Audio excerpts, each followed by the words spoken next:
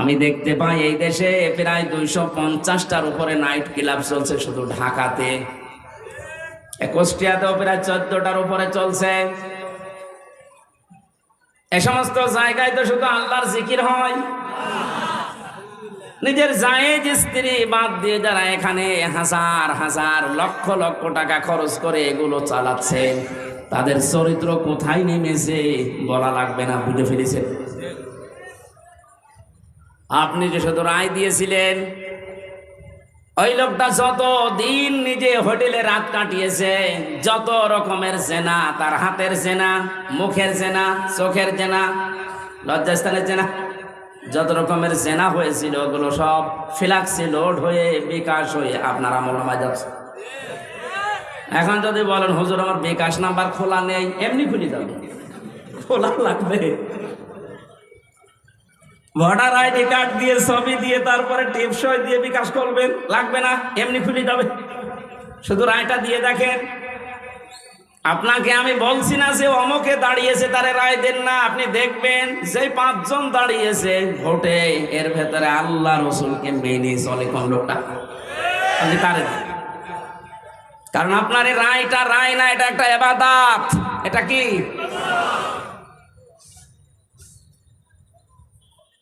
কত সুন্দর ভাবে আল্লাহ আতিউ শব্দটা নিজের নামে রাখলেন, রাসূলের নামে রাখলেন, কিন্তু উলিল আমরের আগে রাখেন নাই। এই কারণেই রাখেন নাই, কারণ আল্লাহ জানে বহু মানুষ আবেগে আন্দাজে অনুসরণ আরম্ভ করে দিবে।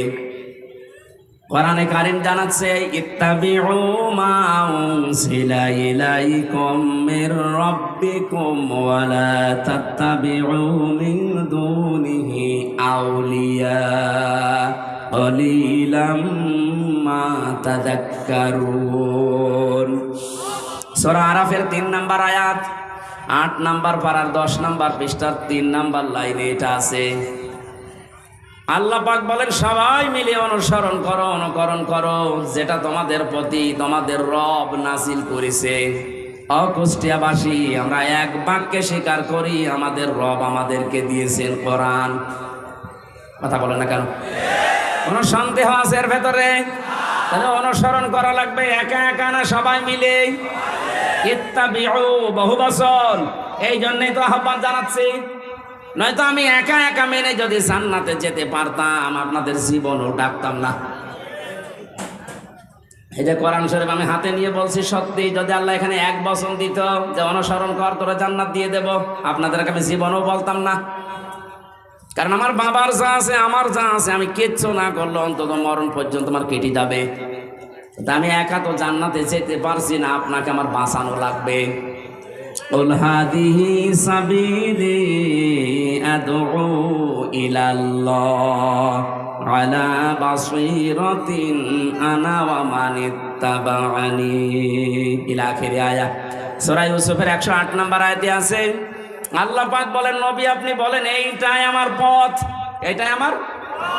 আমি মানুষকে আল্লাহর দিকে ডাকি, আন্দাজে ডাকি না, আমি বুঝে শুনে ডাকি, আলা বাসীরাতিন, দেখে দেখে ডাকি। কারণ এইটাই আমার কাজ।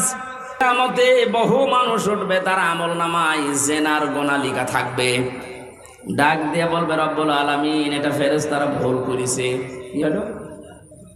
আমি তো জীবনে জিনা করিনি, আমার জায়েজ স্ত্রী ছিল, সারা জীবন আমি বৈধভাবে সংসার করলাম, আর তোমার ফেরেশতারা লিখেছে আমি নাকি জিনা করেছি। একটা কথা হলো, আল্লাহ পাক বলেন, বান্দা আমি জানি তুমি জিনা করনি। এমন লোককে রায় দিয়েছিলে যে লোকটা রায় পেয়ে সংসদে এই বিল পাস করেছিল। এরকম মানুষ দেখেন নেই?